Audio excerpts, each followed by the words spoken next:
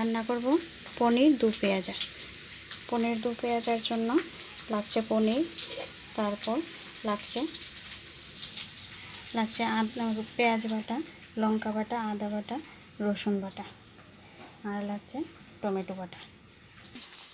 দু পেঁয়াজার জন্য পেঁয়াজের পাপড়িগুলিকে এইভাবে খুলে আগে ভেজে নিয়েছি।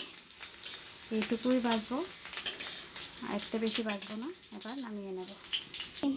পেঁয়াজ ভাজার তেলেই পনিরটাকে ভেজে নেব। পনির ভাজার জন্যে আমি অল্প একটুখানি হলুদ দিয়ে দিলাম নুন আর হলুদটাকে তেলের সঙ্গে মিশিয়ে এবার পনিরটাকে ভেজে নেব।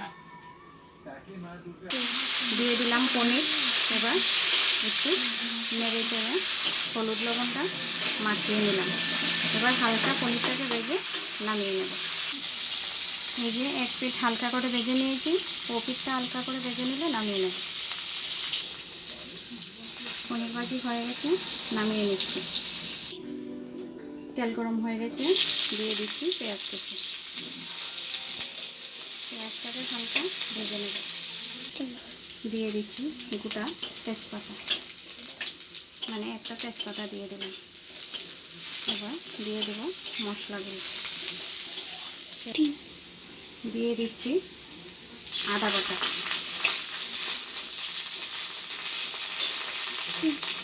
রসুন বাটা,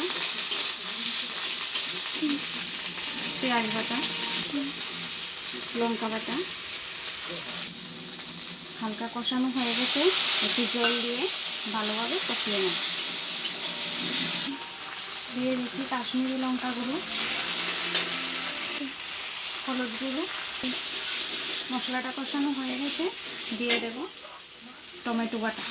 আমি এখানে দুটো টমেটো পেস্ট করে নিয়েছি।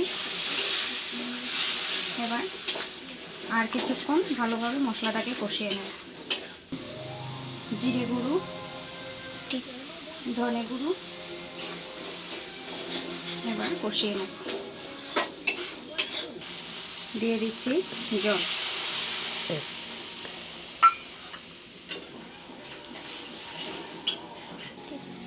দিয়ে দিচ্ছি স্বাদ মতো নুন দিয়ে দিয়েছি।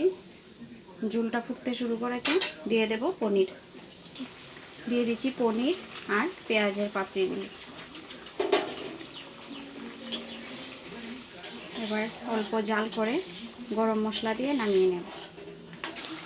ভালোভাবে ফুটে গেছে, এবার হয়ে গেছে তরকারিটা। দিয়ে দিচ্ছি গরম মশলা গুঁড়ো।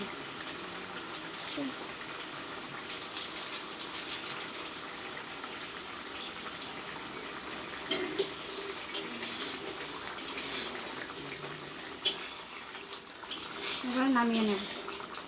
এই তৈরি হয়ে গেল দারুণ স্বাদের পনির দু পেঁয়াজা। এভাবে রান্না করে খেয়ে দেখবেন, যদি ভালো লাগে কমেন্ট করবেন।